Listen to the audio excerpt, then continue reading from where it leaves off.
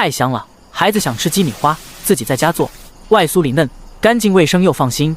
首先，鸡胸肉对半切开，切成小方块，葱姜、盐、胡椒粉、生抽、蚝油，一个我下的蛋，用左手抓匀腌制20分钟。